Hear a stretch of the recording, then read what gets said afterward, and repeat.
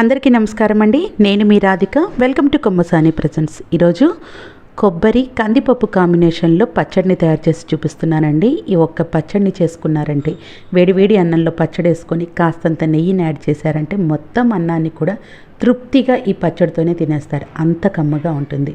మరి తయారీ విధానాన్ని చూసేద్దామా? ముందుగా కొబ్బరి ముక్కలను అయితే చిన్న చిన్నగా కట్ చేసుకొని శుభ్రంగా వాష్ చేసేసుకోవాలి. తర్వాత స్టవ్ మీద బాండిని పెట్టుకొని ఈ కొబ్బరి ముక్కలన్నీ కూడా నూనెలో మునిగేంత ఆయిల్ని అయితే వేసుకోవాలి.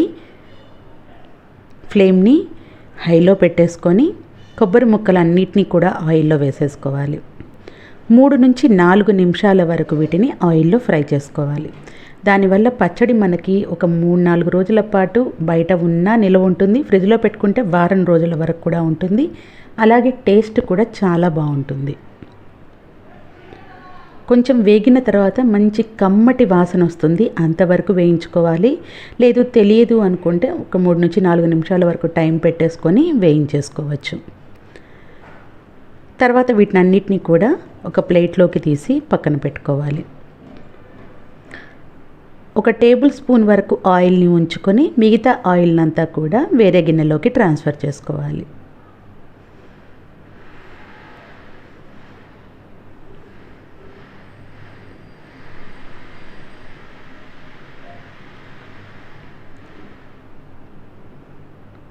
ఇప్పుడు అదే బాండిలో 1 టేబుల్ స్పూన్ వరకు ఆయిల్ని ఉంచుకుంటాం కదా, దాంట్లోనే ఒక చిన్న బౌల్ తోటి కందిపప్పును వేసుకోవాలి. ఒకవేళ స్పూన్ లెక్కతో చూసుకుంటే దాదాపు 10 స్పూన్స్ వరకు కందిపప్పును వేసుకోవాలి.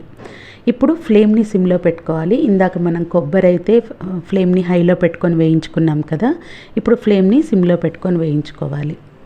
కందిపప్పు కాస్త వేగిన తర్వాత దీనిలోకి 1 టేబుల్ స్పూన్ వరకు పచ్చిశనగపప్పును తీసుకోవాలి.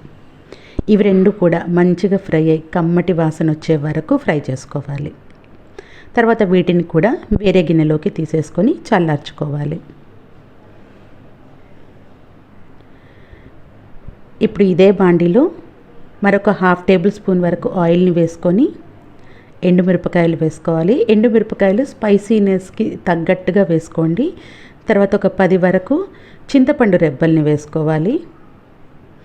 4-5 వెల్లుల్లి, కొంచెం కరివేపాకు, కొంచెం జీలకర్రను వేసుకొని వీటిని కూడా ఫ్రై చేసుకోవాలి. ఫ్రై చేసుకున్న తర్వాత స్టవ్ ఆఫ్ చేసేసి ఇవి పూర్తిగా చల్లారే వరకు వెయిట్ చేయాలి. ఇవన్నీ చల్లారాయి అని అనుకున్న తర్వాత ఇప్పుడు మిక్సీ జార్లోకి తీసేసుకోవాలి. వేడి మీద వేస్తే పచ్చడి తొందరగా పాడైపోతుంది. కాబట్టి పూర్తిగా చల్లారిన తర్వాతే మిక్సీ జార్లోకి వేసుకొని దీంట్లోకి ఇప్పుడు తగినంత ఉప్పును వేసుకోవాలి. అలాగే కాస్తంత గోరువెచ్చని నీళ్ళని కూడా యాడ్ చేస్తే మెత్తగా గ్రైండ్ అవుతుంది. మెత్తగా గ్రైండ్ చేసుకొని ఒక గిన్నెలోకి తీసుకున్నారు అని అంటే తాలింపు కూడా అవసరం లేదండి. ఇలాగే చాలా బాగుంటుంది. తప్పకుండా ట్రై చేయండి.